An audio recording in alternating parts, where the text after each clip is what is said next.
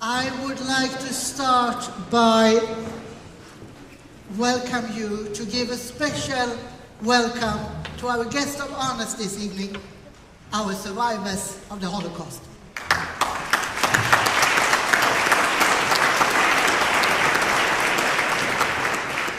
Dear survivors, Your Excellencies, members of the press, ladies and gentlemen, welcome to the Vernissage for Speaking Memories, the Last Witnesses of the Holocaust. My name is Philip de Croix, and I'm the program curator for Religion and Speaking Memories, and it is with the greatest honor that I will be your cicerone for this evening. In this day and age, the GDPR also compels me to tell you that we are broadcasted live on both YouTube channel of Jewish culture in Sweden, but also the Swedish History Museum's Facebook page and the USC Shoah Foundation in the United States.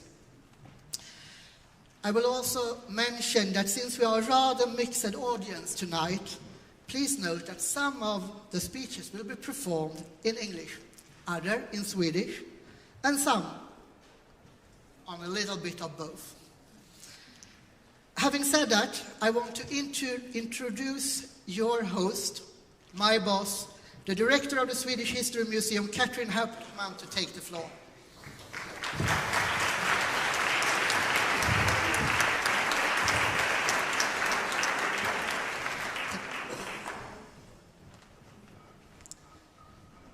Kära överlevande, Ers excellenser, kära gäster och vänner, varmt välkomna till Historiska museet. Och välkomna till en kväll då vi skriver historia tillsammans.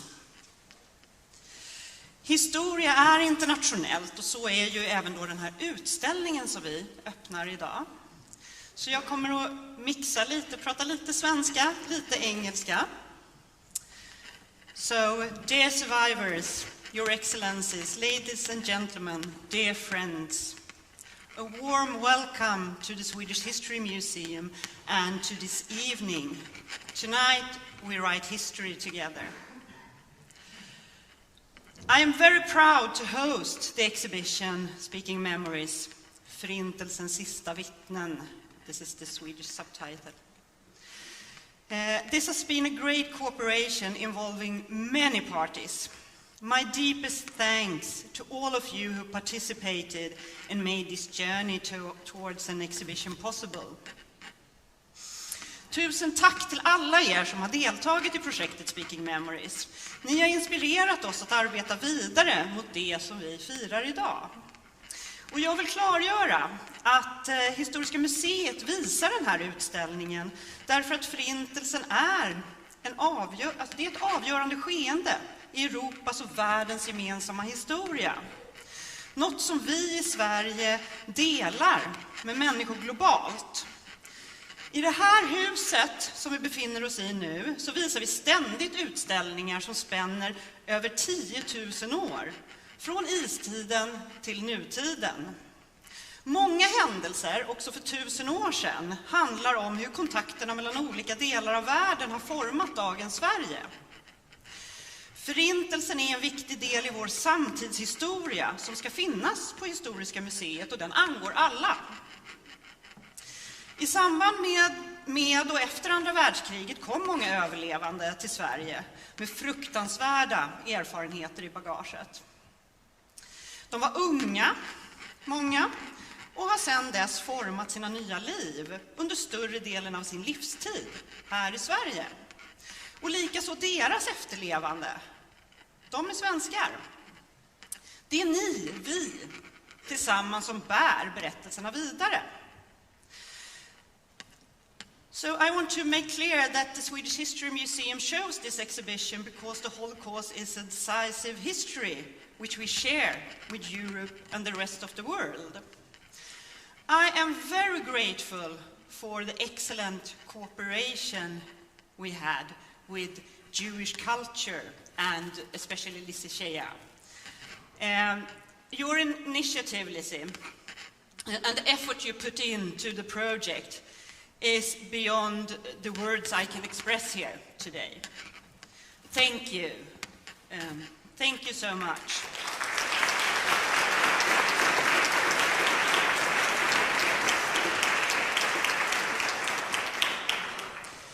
A special thank you also to Joel Citron and to the generous network of supporters that made this dream exhibition come true. This is also worth an applause, I think.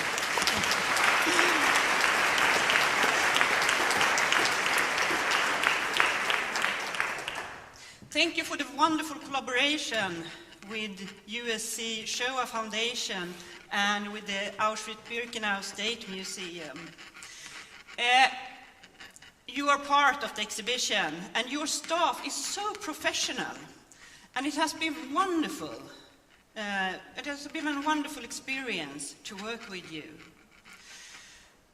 Many more have contributed, of course, to this exhibition and to what's included.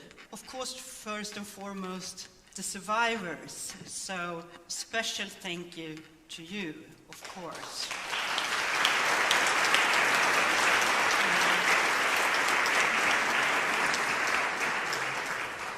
Then I also want to thank Adat Yeshurun and Forum för Levande Historia, who also contributed to this production in different ways. Thank you.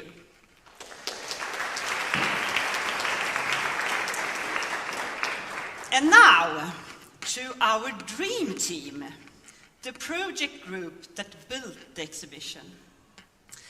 I have never experienced a production that engages the team, the partners, the colleagues, and everyone who's involved on the level that this exhibition has done. We have worked, laughed, cried, and been deeply touched in every step of the constantly growing project. Actually, it was growing all the time. Det här arbetet gör man ju inte ensam. Och samarbetet i det här projektet har påverkat oss, Historiska museets team, väldigt djupt, måste jag säga. Karaktären på projektet har nästan varit organisk. Det har växt och det har förändrats och det har blommat. Historiska museets projektledare, Susanna Sidén. Är Susanna här? Ja, det är jag som inte ser henne. Ja.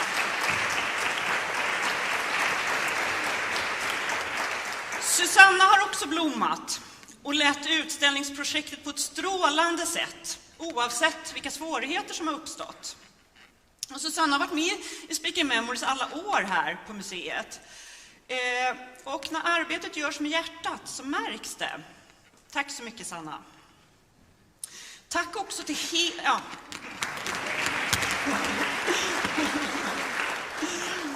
Tack också till hela projektgruppen. Ni var en ny grupp som satte samman för att jobba med just den här utställningen. Och ni är ett drömlag. Ni har verkligen gett ert yttersta i produktionen och skapat en utställning som vi snart kommer att få se en trappa ner. Tack så mycket, projektgruppen, alla ni. Jag vet inte hur många av er som är här. Ni får gärna resa på er om ni vill. Och få en applåd. Ta emot en applåd.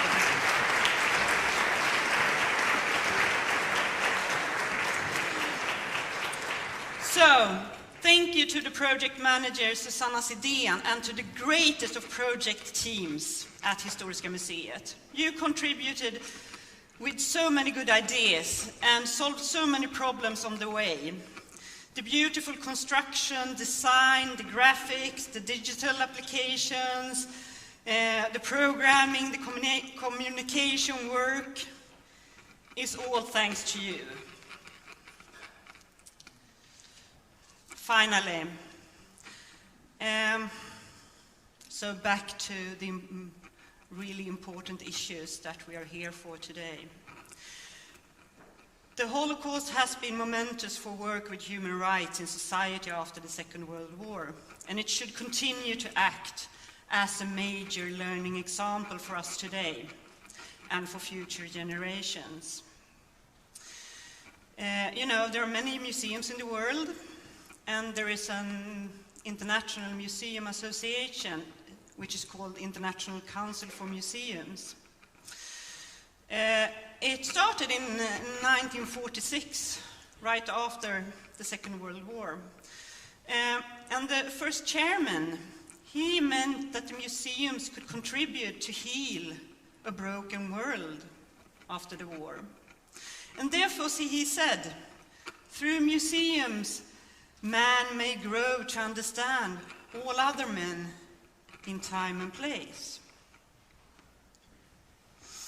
Historia är ju sällan en handbok som en yngre generationer direkt lär sig ifrån. Men att reflektera över historien gör något med människors blick på varandra. Museer berättar om människor och människors skapande i tider och på platser bortom dagens kända samhällen. Och det är därför vårt arbete är viktigt här och nu. Och det är den tanken som har varit drivkraften för många av museernas företrädare. Så 1946 då, när den internationella organisationen för museer och museianställda startades, då var syftet att museerna skulle bidra i att bygga upp världen efter kriget och att historien behövde återerövras. Och i den samverkan så var visionen att genom museer få människor möjligheter att växa till att förstå alla andra människor i tid och rum. Det är museernas syfte och en del i en strategi för fred. Och i Speaking Memories, Förintelsens sista vittnen, så är de överlevandes berättelser i fokus. Deras budskap är att även i de värsta av omständigheter, så länge ett uns av omtanke och medmänsklighet finns också hoppet om livet. Det är något som vi alla kan ge en medmänniska vi möter. Och med det så vill jag återigen hälsa er välkomna till Historiska museet och till vår gemensamma historia.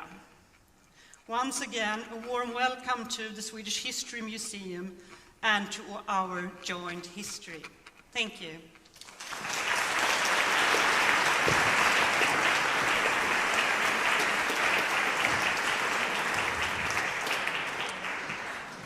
Thank you, Catherine. We would not be here tonight if it wasn't for our next speaker. Ladies and gentlemen, I give you the initiator for this very exhibition and the founder director of Jewish culture in Sweden, Lizzie Ovechea.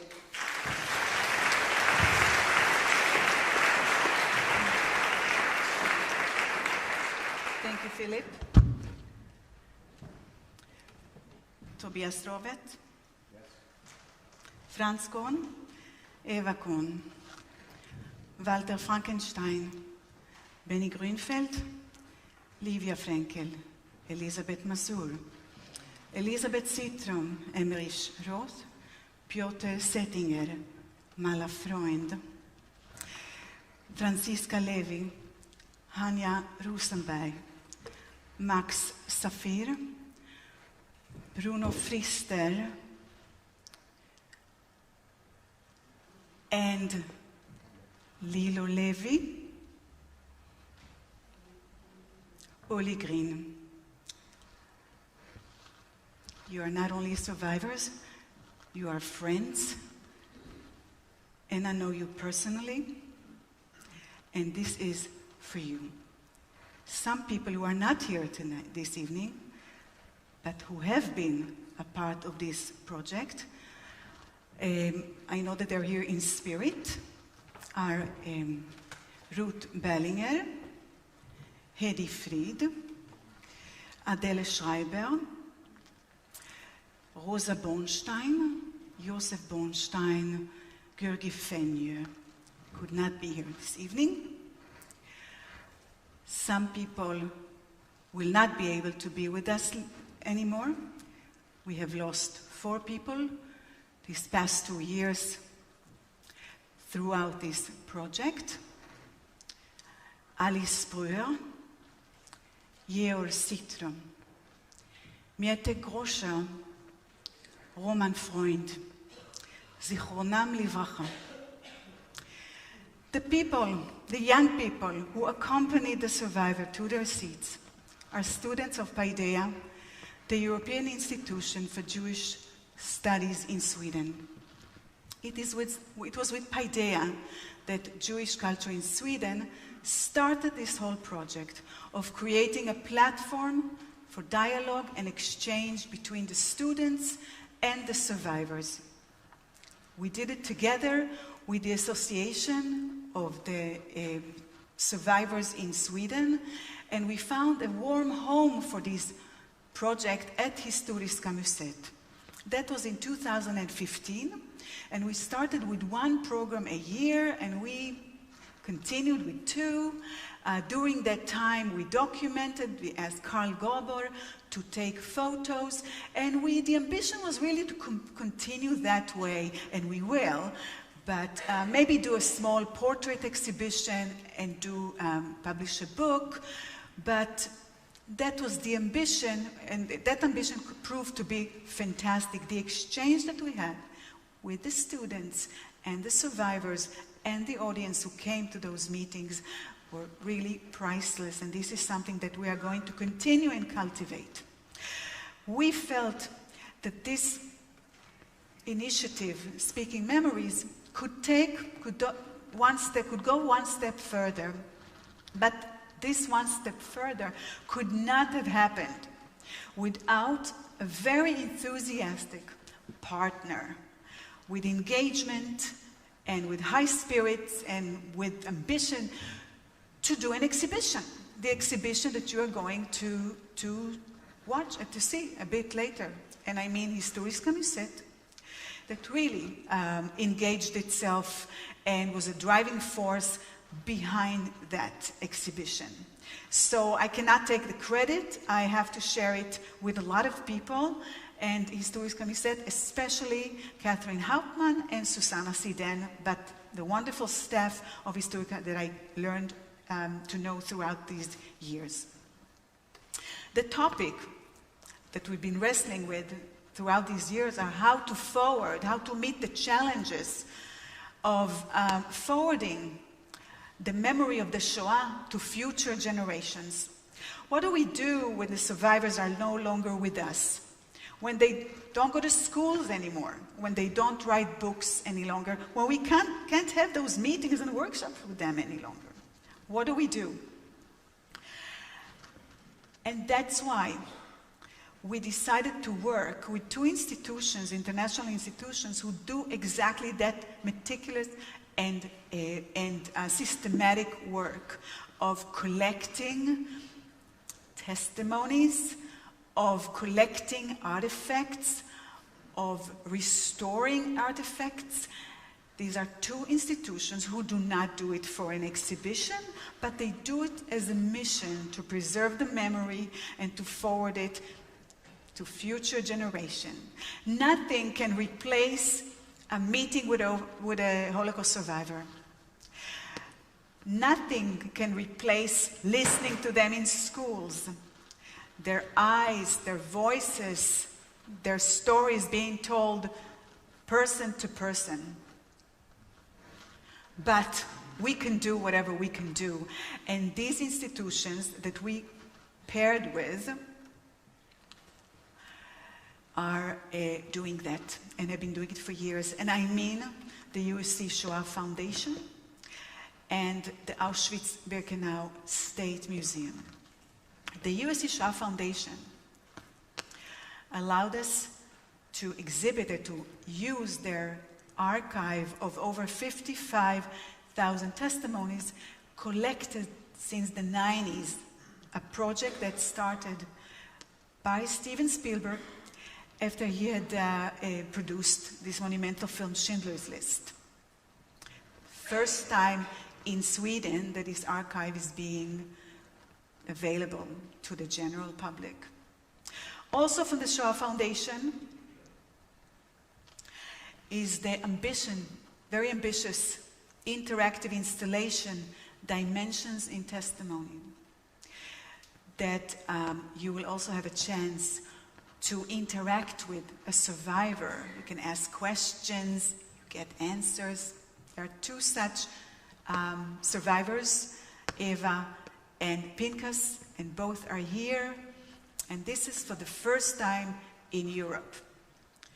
The Auschwitz-Birkenau State Museum opened up its archive and its restoration lab for us to look, to learn, but also they lent us artifacts from the camps to illustrate, to give a feeling, very little bit of feeling of what was going on there, but we wanted to have those artifacts also to show the work of the Auschwitz-Birkenau Museum and Foundation.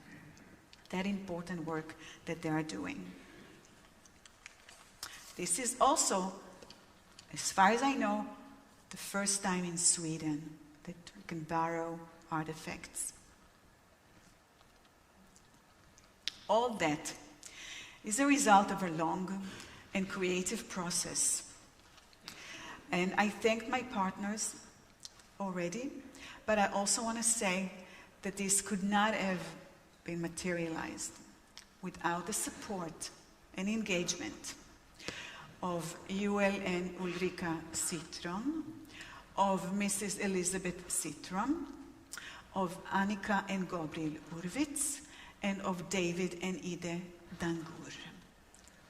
I want to give a hand.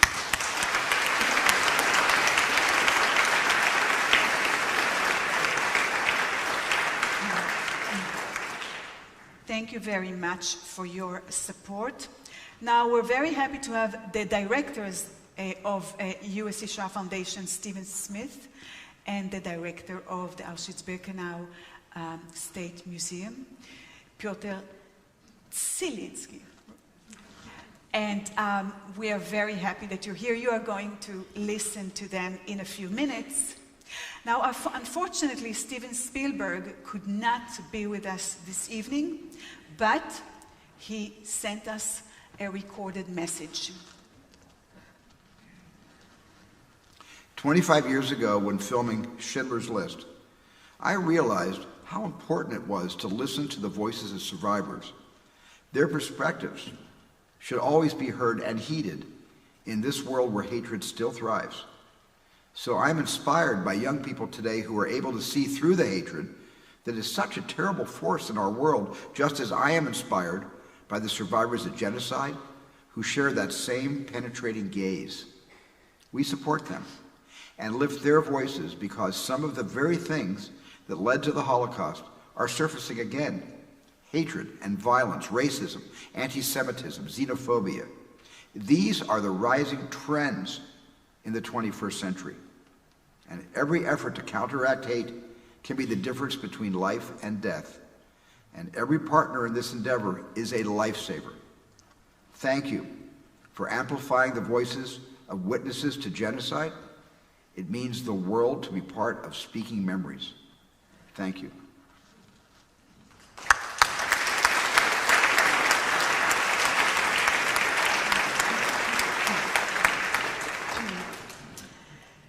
Much has happened since my childhood in Tel Aviv, where silence engulfed us, children, when it came to the Shoah. We didn't speak about it, although there were many Holocaust survivors among us, our teachers, our neighbors, parents of our friends, the shop owner, but we didn't speak about it. It was first when I came to Sweden and I met you that I got in touch with Holocaust survivors the way I got in touch with you. That was another type of meeting in Israel.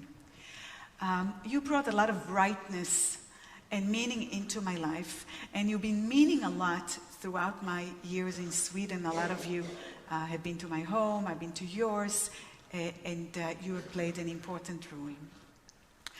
For me, getting to know you, because this is a story of strength, of people who came out of the ashes, came to Sweden, families were murdered, but not only families were murdered, the whole world collapsed. It was a world that is no more.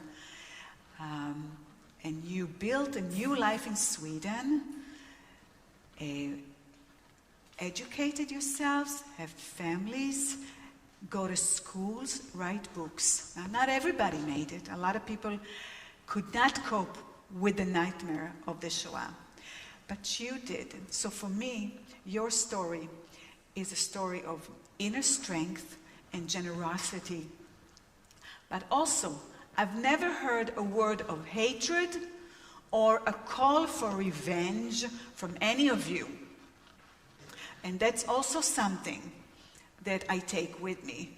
You probably were too busy writing books or going to schools, knowing that this is the only way of making the world a better place and giving a message to future generations. This is a story of the Holocaust. This is the story of the Jewish Holocaust. This is the story of the European Holocaust.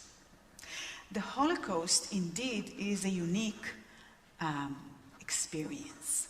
The extermination of Europe's Jews by an enlightened country. But it is also universal because we can draw a learning to our time and age, and we need to draw that learning. Not saying that it's going to happen again in the same forms, but there are tendencies nowadays that we have to be aware of. So the Holocaust is a Jewish concern, of course, but not only. It is and should remain a universal concern. Just like building a museum or having a permanent exhibition about the Holocaust, of course, is a Jewish concern, but should be a Swedish concern. And I really hope, on behalf of Jewish culture in Sweden, that this exhibition, Speaking Memory, is a tiny, tiny step in accomplishing that ambition. Thank you very much. Thank you.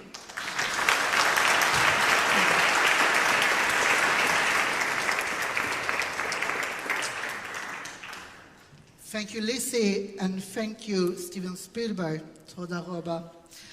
Our next speaker is the director for the Auschwitz-Birkenau Memorial and Museum. Please welcome Mr. Piotr Sawinski.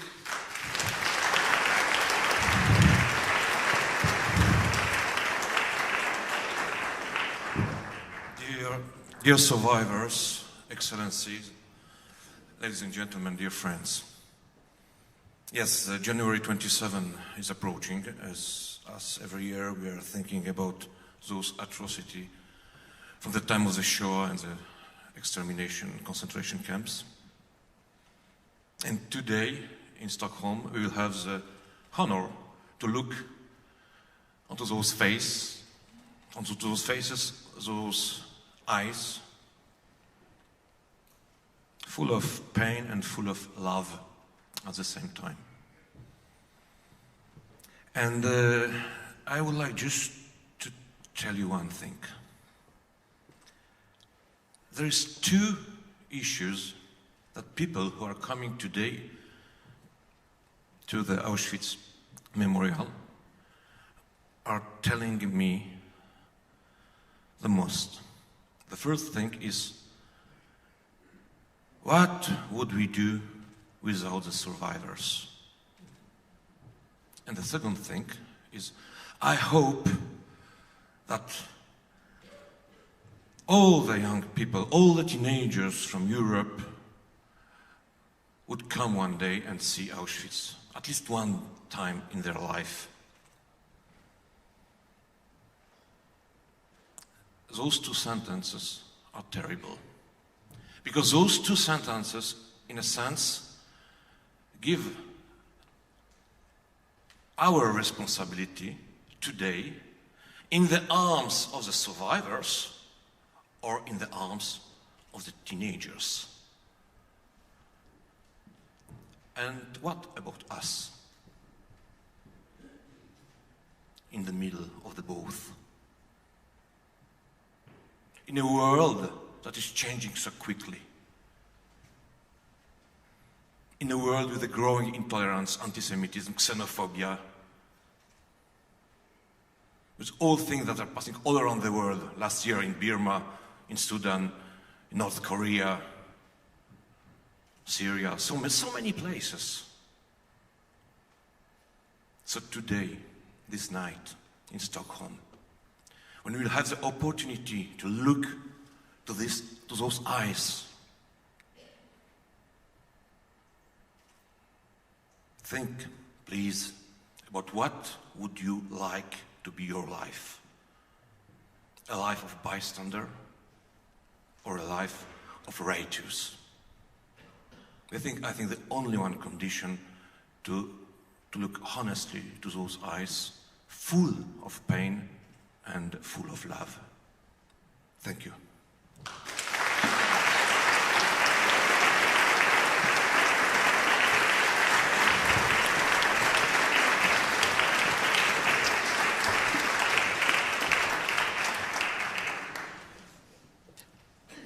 Hon fördes med mamma, pappa och sin syster till Auschwitz-Birkenau.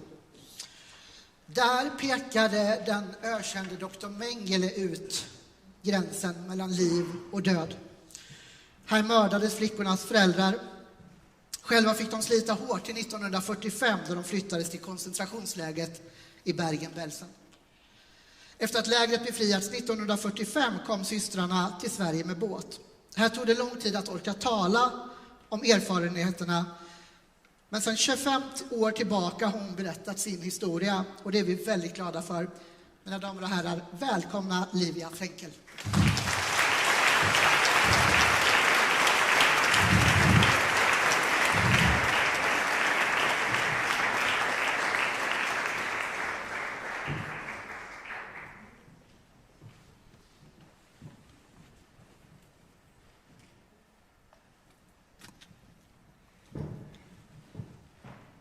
Hoppas jag hörs bra, även längst bak. Mördandet av europeiska judar påbörjades redan vid andra världskrigets början, vid Polens ockupation. Men då fick judarna själva gräva sina gravar. Man radade upp dem längs graven och så sköt tyskarna ihjäl dem.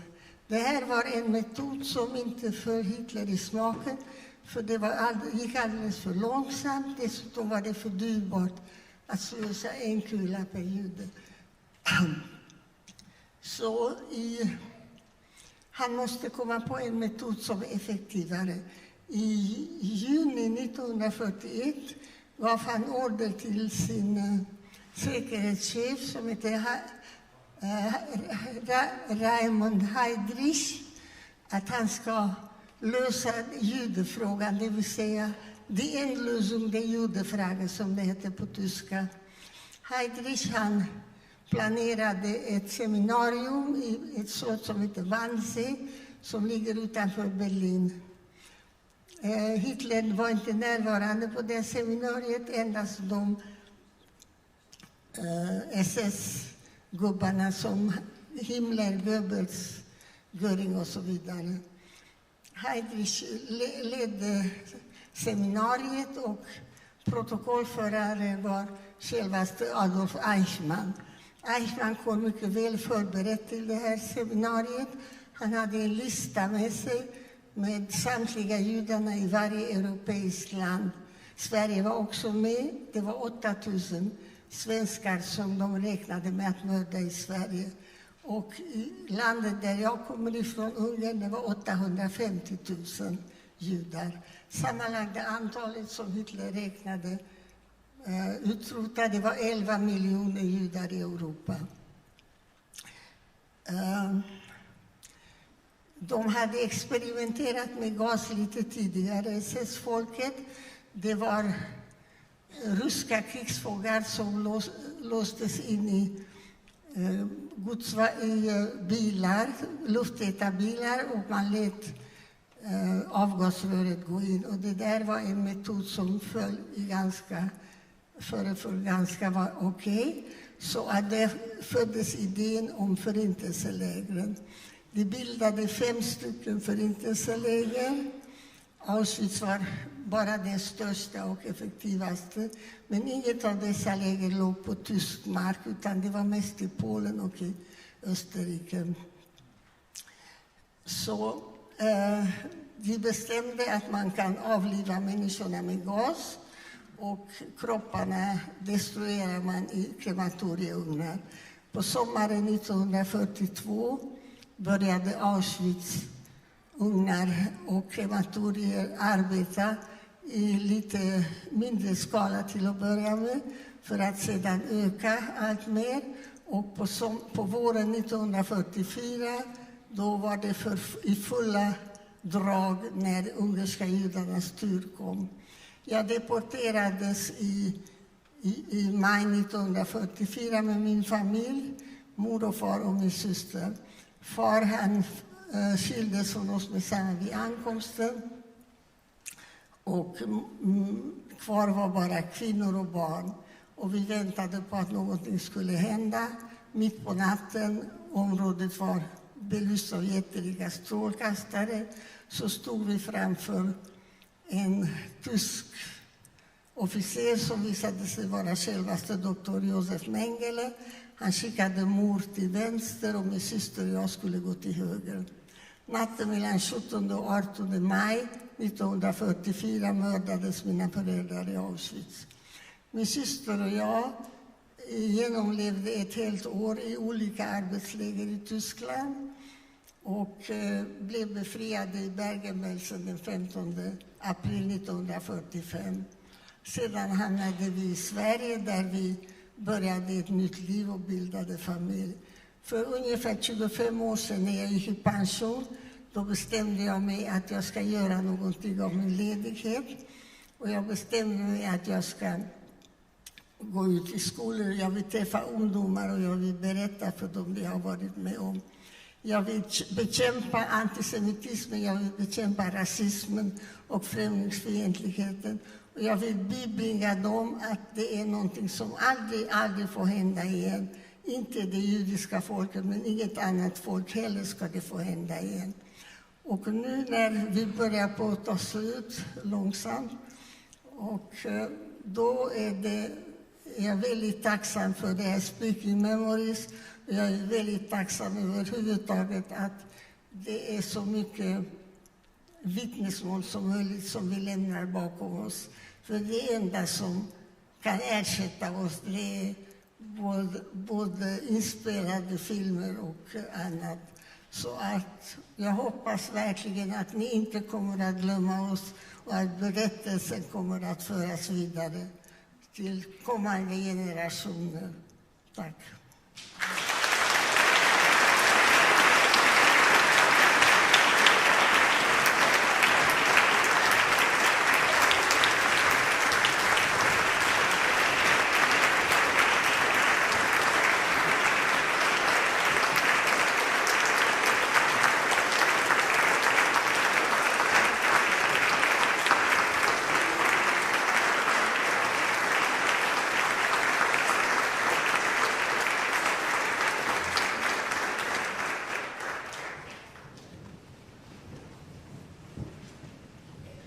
När den tyska armén invaderade Lodz i Polen 1939 var vår nästa talare bara 3,5 år.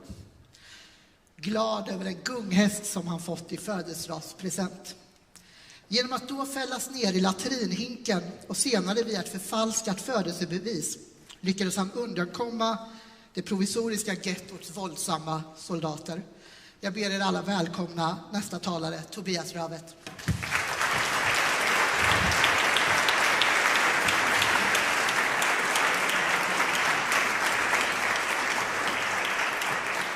Så mycket. Your Excellencies, ladies and gentlemen, kära överlevande, kära alla vänner här. Jag heter Tobias och jag är 82 år. Jag är född i Lodz i Polen. Jag visste inte att jag skulle tala här, men i fredags var jag inbjuden här till museet. Jag skulle göra en radiointervju och då frågade Lizzie mig om jag ville tala. Jag var frågande om jag skulle göra det. Men efter att ha passerat utställningen och den första montern som jag såg, det var en resväska. Och då började det skramla i mitt huvud. En sak som jag aldrig har berättat. När min pappa drog mig på en kälke i slutet på januari 1944. Vi var på väg till Lodz getto. Då hade jag en liknande väska på min kälke. Så jag säger, jag vet vad jag ska tala om. Jag kom till gettot. Jag var 4 år. Jag skulle fylla 4 år inom 14 dagar. Situationen i gettot var hemsk. Hemsk. Ni kan inte föreställa er. När gettot stängdes i slutet av april 1940 så var vi 160 000 människor i gettot. Kan ni föreställa er? 160 000 i 2 stadsdelar. Det var trångt, det var hemskt, det fanns ingen mat, ingenting. Människor dog som flugor. 2 år senare, 1942, i slutet på augusti, så höll gettoäldsten Chaim Rumkowski sitt tal till gettot befolkningen, där han berättade att alla barn under 10 år, alla gamla över 65, alla sjuka skulle lämna gettot. Han berättade i sitt tal att han hade försökt att förhandla med den tyska administrationen att man åtminstone skulle låta en av grupperna vara kvar. 65 plus. Men han fick inget gehör. Till sist så vände han sig till befolkningen i gettot när han ordagrant sa: ge mig era barn så kanske jag kan rädda någon annan. Situationen i gettot fortsatte. Hela tiden kom nya människor. Nya människor samtidigt som razziorna pågick och man skickade iväg människor. I slutet på juni 1944, eller var det början på juli, helt plötsligt så kom ett rykte i gettot. Gettot ska stängas. Nu gick tågen i ett enda streck och vi visste inte var. Och en halv månad senare, då kom den sista transporten. 7160 kilo potatis, 46 ton vitkål, 14 ton kålrabbi, ingen mjöl, ingen fett, potatis, vitkål och kålrabbi. Och när gettot stängdes den sista juli 1940, då var vi 68 561 människor. 68 561 människor. Sån koll hade man på oss. Och bara en halv månad senare, i mitten på augusti, så kom nästa rykte. Gettot ska likvideras mellan den 27 och 29 augusti. Och när vi kommer till den 29 augusti så är vi 1500 människor kvar i gettot. 1500 människor av cirka 260 000 människor som hade passerat gettot. Och tack vare, kan man säga, av de nazistiska anteckningarna kan vi idag läsa att cirka 43 000 människor dog av hunger i gettot.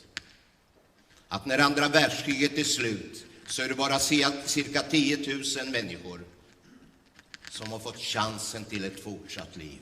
Men av dessa 60 000 barn som vi var i Lodz getto var vi i maj 1945 65 barn. 65 barn av 60 000. Under förintelsen mördades 1,2 miljoner judiska barn. 1,2 miljoner judiska barn. Och ett av de 65 ser ni framför er här idag i ett något grånat skal. Som jag brukar säga till eleverna: jag spelar inte. Jag köper inga lotter. Jag har redan vunnit högsta vinsten. Och statistiskt sett så kan man bara vinna högsta vinsten en gång under en livstid. Det här är berättelsen som det skramlade till när jag såg den här resväskan. Men när jag gick vidare i museum så träffade jag Pinchas och Eva. Pinchas som jag hade träffat i New York för ett halvt år sedan. Helt fantastiskt. Alltså ni kommer uppleva någonting som är helt fantastiskt. När jag går i skolor och berättar min historia, vilket jag gör ungefär 85 gånger per år, så brukar de alltid fråga mig, och vad händer när inte ni finns längre?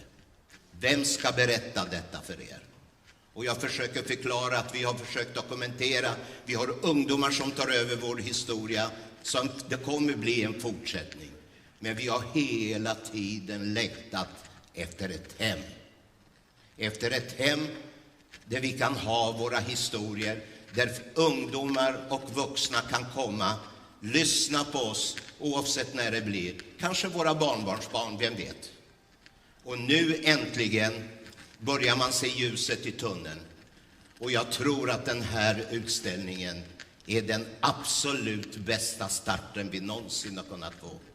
Så jag tror att jag talar för alla överlevande när jag säger, ja, jag vet inte vem jag ska nämna, vem som har varit duktigast. Men jag vill i alla fall tacka alla i Judisk kultur, Historiska museet, våra fantastiska sponsorer som har gjort det här möjligt.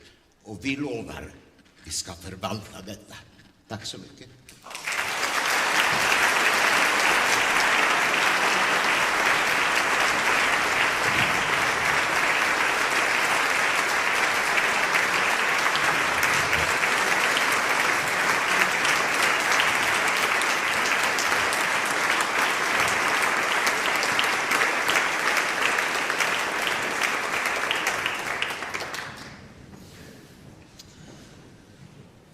There is a time and place for everything, and now it is time to enjoy Gustav Mahler at the piano quartet movement in A minor. This piece, with its marsch nicht so schnell, not too fast, is scored for the very exact ensemble that we will have tonight.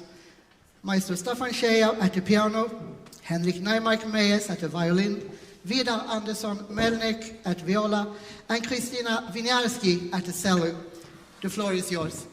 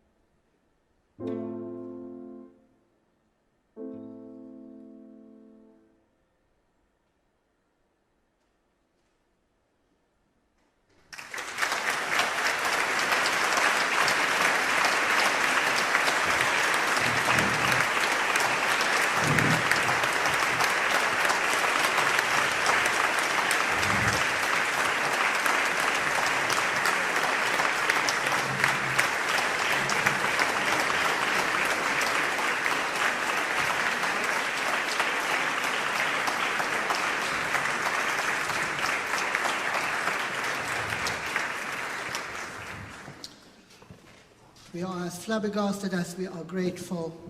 Dear friends, before we all go down the stairs and enjoy an evening of wine, canapes, and indeed our exhibition, I want you to join me in welcoming our very last speaker for tonight, the Executive Director of USAID Shoah Foundation and UNESCO Chair on Genocide Education, Stephen Smith. So imagine the scene for a moment. There's a mass grave, and in the mass grave there are about 5,000 corpses that have been moved there over the few days since the liberation of Bergen-Belsen. And in front of the mass grave there is a microphone. And standing at the microphone is a young woman with her back to the grave.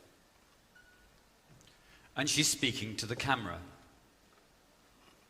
I was looking for a particular story in that British movie tone reel, which many of us have seen clips from, with the bulldozers pushing the corpses into the grave and so forth. But I'd never watched the full 19 minutes before.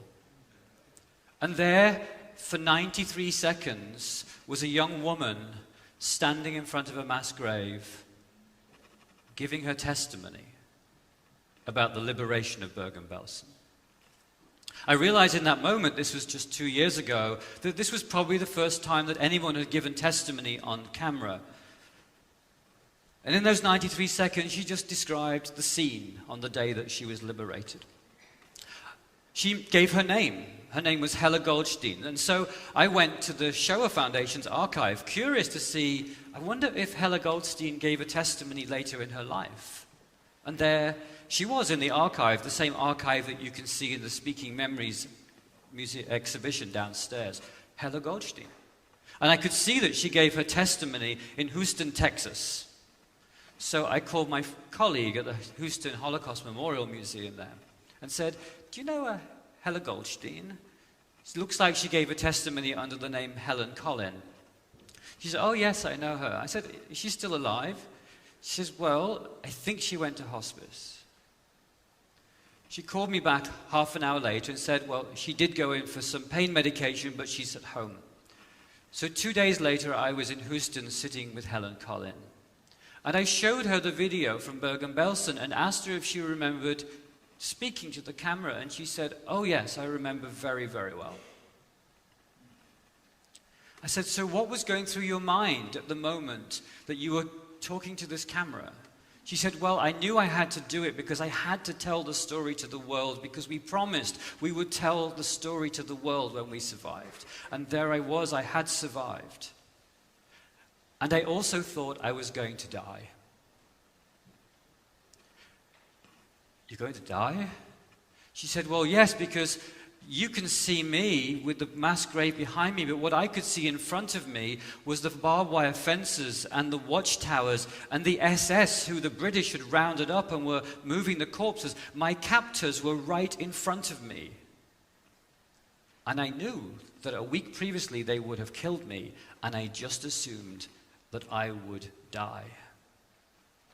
and I was rigid with fear. Today I want to talk a moment or two about the courage it takes to speak memories. I was at home a few years ago, and we had a visitor in Los Angeles, a Holocaust survivor. This gentleman, his name was Sid Shahe. Sid Shahe had ended the Second World War in Kaunas, Lithuania, inside a small 10-foot, 3 meter by 3 meter room. I've gone imperial since I moved to America, by the way. Trying to get it back. 3 meters by 3 meters room, no windows, just some bread being pushed under the door by a neighbor occasionally. Sid Shahe ended the Cold War as the first uniformed officer of the United States Army to fly a helicopter into the Soviet Union. He was commanding 14,000 Special Forces troops stationed in Berlin. 4-star general.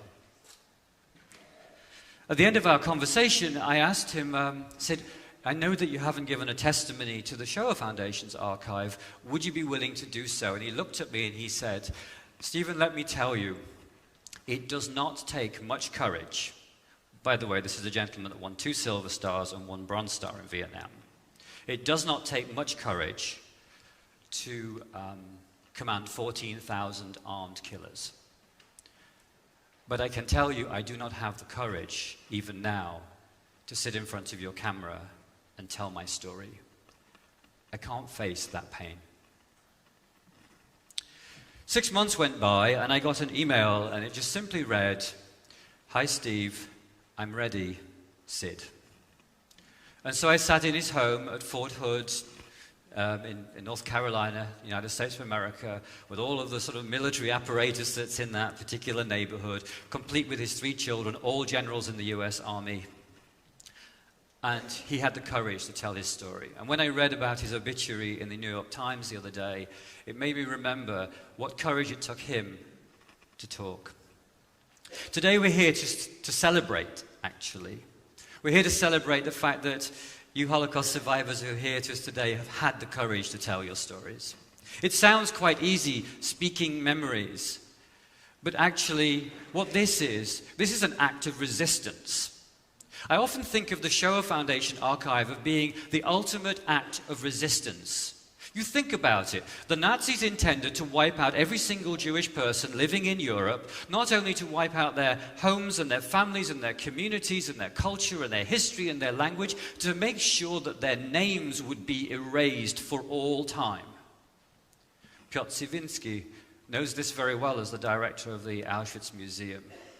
They arrived, and they were murdered, and there were no names, and there were no dates of birth, and there were no dates of death, save for those transport lists from which we can now recover that. The intention was complete erasure. And so, when you speak memories, you fight back. You say, we are going to have the final word on whatever it was the Nazis wanted to achieve and Hitler set out to do. You have the final word because your memories speak to the future. And thank you for that. Thank you for having the courage to tell. Thank you for having the courage to go to the deepest and darkest places of your lives and be willing to share it with those of us who actually don't really understand. And so in a sense, the onus shifts from you who gave your stories to us who listen. And then the question is, are we listening to what you have shared? Are we listening to what has been given to us? 1993, Steven Spielberg was making the film Schindler's List. And in fact, the first day of filming was at the Auschwitz-Birkenau Museum, where they had made a replica of the camp outside of the camp. And he tells the story about the fact that in the making of this film, several Holocaust survivors came onto the set. Because obviously at that time, families were starting to go back a little bit more now that the Cold War was over and it was easier to go and take their families. And maybe some of you have made those journeys. And one lady was on the set one day, and he was asking her about her arrival at Auschwitz-Birkenau. And she said to him, Mr. Spielberg, I don't want to tell you just about this one day in my life. I had a life before in a family, in a community, and I had a life after. I want to tell you my whole story. And that was the moment at which he realized he was telling the story of a particular individual, Oskar Schindler, and those that he saved. But there were thousands and thousands and thousands of stories that had yet to be told. And not stories that were just about the destruction of the Jews in the way in which the Nazis might want us to see that, but in the way in which they tell their story, in their own words, for us to hear. And so the Shoah Foundation came about. It was a pretty audacious undertaking, really, because it was only 50,000 people that were interviewed. But 50,000 people, each of whom is coming to that moment of confrontation with their past and being courageous enough to tell their story. 50,000 families who are gathering together as a family to tell that story, perhaps many for the first time. All gathered up together, 113,000 hours today of testimony. That means if we were to sit and watch the archive on this screen right now, which we could do because the museum here now has access to the full archive, we would have to sit here for 13 and a half years without moving out of our seats, and we'd have to speak 63 languages in order to understand it. This treasure trove of testimony, which is now in this state museum, for you and for our public to come to, is here to tell that story, not because we are trying to tell a specific story about a specific group of people who went through a specific thing. That's what the subject is. But because each one of you, when you tell your story, you're telling a message for humanity. I think about that being in Sweden here. The fact that, history's complicated, and there's many dark sides to it, and there's many things that we still need to figure out in terms of all of our histories. I come from Britain, for goodness sake. We've been the best at hiding behind our anti-Semitism and hiding behind our history of non-action and so forth. So we all have our dark histories to look at. But there are also some rays of light in this. Imagine had there been no one in Sweden when those boats came across from Denmark to welcome people in. Imagine there hadn't been the Vita Bussar that maybe gave some of you the chance to have a home here. Maybe had there not been that welcome, we'd be living in a different place today. And it's a national story. All of us have our national story as well as our personal one. And for having the Speaking Memories exhibition here in this State Museum says, we as a nation, this nation, is recognizing the value of your story to the past, but also to the future. I often reflect on what these stories mean to us and how we take them into the future. I often tell a story of a moment that really struck me. I was the founder of the UK Holocaust Centre in England, and there was very few Holocaust survivors in England, and very few, particularly where the Holocaust Museum was in the Midlands of England. But there was one lady who called up a few weeks before we opened, and she said, I would like to come to the opening of the Holocaust Museum. And I said, for any particular reason? And she said, well, yes. I'm a survivor of Auschwitz-Birkenau. I live very close to where you are, but I've never told anybody my story. I sat with her a few hours later and she told me her story. Apart from her husband and her medical doctor, no one had ever heard her story, and she told it for the first time. 3 weeks later, we published her book, which she'd written and left in the closet, in the wardrobe for the future, for her son to find after she passed away. And we published it. And then for the next few months, I went with her to schools and colleges and everywhere, and I noticed one thing, that she always cried at the same point in her story. So one day I said to her, Vicky, why do you always cry at the same point in your story? Because I hear that you were, you were in Fossili. She was in Italy. She was in the resistance. She went to Fossili. She was deported to Auschwitz-Birkenau. There was dysentery, and she was beaten very badly. And she saw the trains coming in and going every day. No tears. And then she always cried just towards the end of her story, before she left Auschwitz-Birkenau. And she said, well, I was standing in this row of 5 girls, and in front of me there was the gallows, and they were hanging 2 girls that had been involved in smuggling in the gunpowder into the gas chamber area. They hanged 2 in the morning and 2 in the evening, and we were made to watch.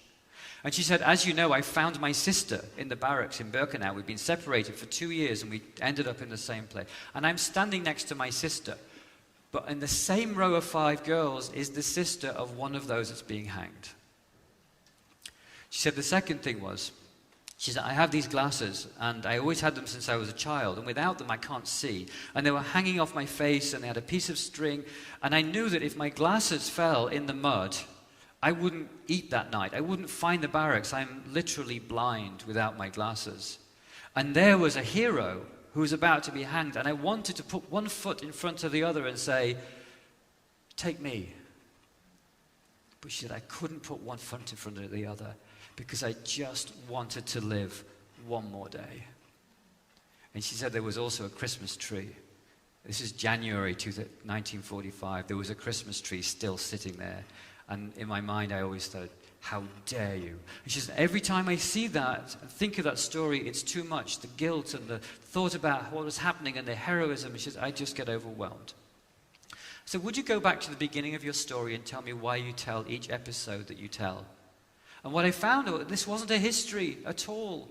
It was about family and love and home and tradition and brothers and sisters and resistance and resilience. And it was about finding people and about how to overcome the trauma and all of the issues that she was living with. And I discovered that her story was there for us to listen and listen again so that we begin to understand what she's really saying. And so I went back through many, many survivor stories, and I found that these stories are not about history. They're about living. They're not about death and the past. They're about our future. And so today here in this museum, we are here to think about our future as guided by those who can tell us about the past. I know that this commitment is a very real one in this museum. I've had a chance to meet with Catherine and the team here. I know that the commitment is very real here because I've had a chance to work with Sid Shahe over a number of years and seeing the wonderful work that she's done in bringing Jewish culture into this community. I know this commitment is very real here because hundreds of people have turned out to be here to say, we are ready to listen. I know this commitment is real because our organizations are working together to ensure that we make sure this story is told not only now and in future. Survivors of the Holocaust, I'm principally here to say thank you to you for speaking your memories, for giving part of your lives to us, for imparting this to next generations, for making sure that we have the chance to listen and to hear, and to make a promise to you. And that promise is that we will treasure your words. We will take those words in our hearts and in our minds, and we will take them into our future, and we will tell our children and our children's children, and organizations like this that represent your country and its past will tell it to its future too. Because we are only here today to say thank you, because we know it's taken great courage for you to tell your story. We honor that, we respect that, we salute you, and we say thank you. We will always, always honor your past in our future. Thank you.